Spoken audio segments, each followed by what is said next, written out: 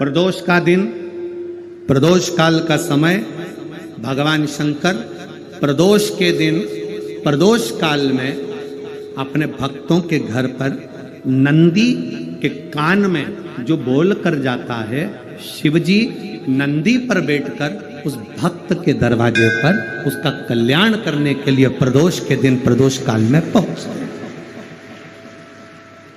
हर हर प्रदोष के दिन, प्रदोष काल में देवाधिदेव महादेव उस शंकर के भक्त के घर जाते हैं जो भगवान नंदीश्वर के कान में कहकर जाते हैं। नंदी के कान में जिसने कहा,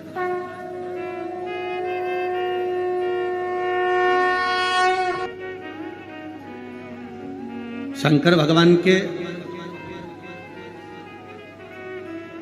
इस शिवलिंग का स्मरण आप करेंगे। बीच में जो एक मोटी सी लाइन होती है, इस पर शुक सुंदरी कहते हैं। सब लोग दर्शन करें, जम के बोलो जरा, करें। अशोक सुंदरी की जगह जहां पूरी हो जाती है, उसके बीच में शिवलिंग और उसके बीच में थोड़ी सी जगह खाली आती है। करें दर्शन, समझना जरा बहुत अच्छे से।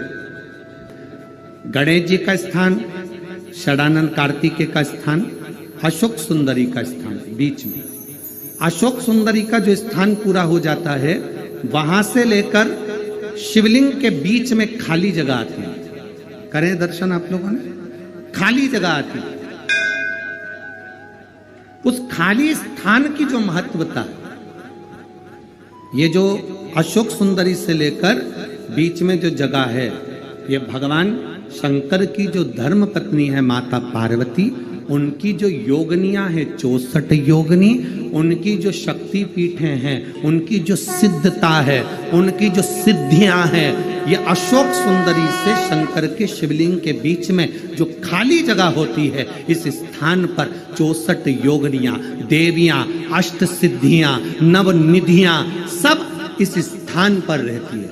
इसलिए हमारे यहाँ शिव महापुराण की कथा कहती है, पूर्ण पूजन के बाद अगर कोई नारी, कोई पुरुष, कोई बच्चा, कोई बुजुर्ग अपने मन की बात का स्मरण इस जगह पर हाथ को रखकर, जैसे किसी के हृदय पर हाथ रखते हैं तो दिल धड़कता हुआ स्मरण होता है, उसी तरह यहाँ स्पर्श करेंगे और स्पर्श कर कर जब अपने मन की बात करते हैं तो देवाधिदेव महादेव नंदी के साथ आकर प्रदोष के दिन कार्य की सिद्धता पूर्ण करते हैं।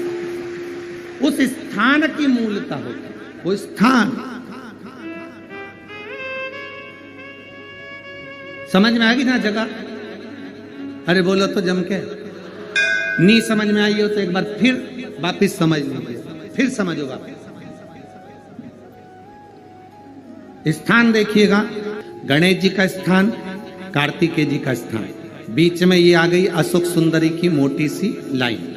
अशोक सुंदरी की लाइन जहां खड़ी हो खत्म होती है, वहां से जो शिवलिंग रखा है, इसके बीच की जो जगह है, ये जो बीच में अशोक सुंदरी के स्थान से लेकर शिवलिंग के स्थान के बीच में जो खाली जगह है, ये 64 योगनियां, अष्ट सिद्धियां, नवनिधियां, सब कुछ मेरे देवाधिदेव महादेव ने माता पार्वती को अपने चित्तवृत्ति के साथ यहाँ अनुमति प्रदान कर रखी है। वहां का स्पर्श,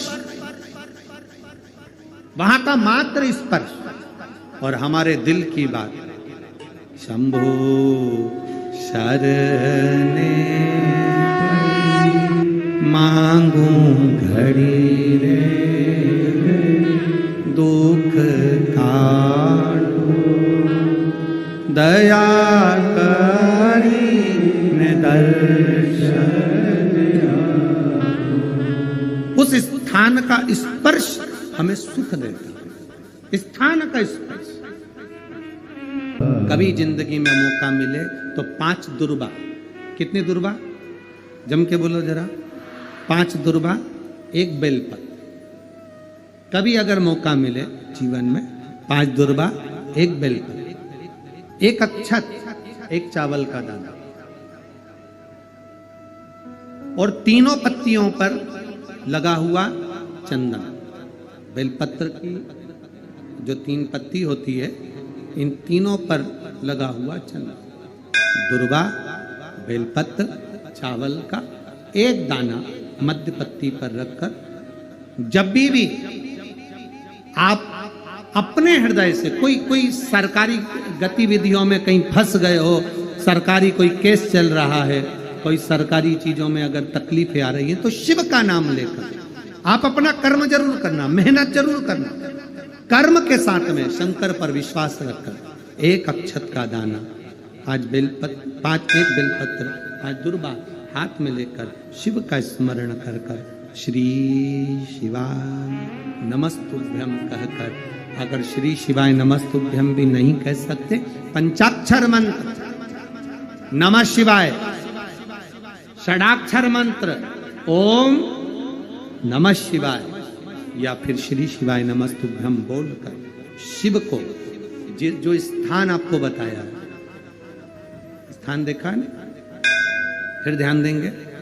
अशोक सुंदरी से शिवलिंग के बीच की जो खाली जगह देख रहे हो आप लोग, शिवलिंग अशोक सुंदरी का स्थान, बीच में जो खाली जगह है, इस खाली जगह पर बेलपत्री और दुर्वा का जो पीछे का भाग है, वो पीछे का भाग अशोक सुंदर की ओर होना चाहिए, अशोक सुंदर की ओर उसका भाग हो जाए, और पत्ती को इस तरह से शिवलिंग और जो खाली जगह है उसके मध्य में रखकर, कोई सरकारी चीज के लिए, कोई प्रशासनिक चीज के लिए, कोई केस के लिए, कोई कानूनी कार्यवाही के लिए, कोई तकलीफ में घिरे हुए हो, तो उस स्थान पर ये बेलपत्र केवल एक बार चढ़ाकर बाबा से विनती करना, बाबा उसको स्वीकार जरूर करेगा, कार्य सफल जरूर करेगा। एक बेलपत्र शिव भक्ति के लिए, एक बेलपत्र की भी एक, ये रुद्राक्ष की बड़ी महत्वता है। आप लोगों के घर में रुद्राक्ष है? जरा बोलो, जम के बोलो जरा, है ना सबके पास में? जब रोग आता है तो रुद्राक्ष को तांबे के कलश में गलाकर उसको शिवजी पे जल चढ़ाकर पीते हैं। और यदि जिस दिन तुमको लगे कि आज मेरा मन शांत नहीं है, आज मेरे घर में अशांति सी लग रही है, क्लेश बहुत है, मन में शांति नहीं है, टेंशन बहुत चल रहा है, उस दिन थोड़ी देर के लिए लेफ्ट हाथ में रुद्राक्ष का मन का, सीधे हाथ से बाबा देवादिदेव महादेव का हाथ रखकर शिव जी के नाम का स्मरण कर कर महामृत्युंजय याद हो तो वो जप लें, ना हो श्री शिवाय नमस्तुभ्यम जप लें, ना हो पंचाक्षर षडाक्षर जप लें, केवल 3, 5 या 7 बार बोल लो, उस रुद्राक्ष को हृदय से लगाकर वापिस जहां रखा था वहीं रख दो। आपको 15 मिनट के अंदर अंतर मालूम पड़ जाएगा कि घर के अंदर शांति हुई कि नहीं हुई। ये प्रैक्टिकल जरूर करना, कहीं सियोर वाला महाराज झूठ तो नहीं बोल रहा, इसलिए प्रैक्टिकल करना जरूरी है।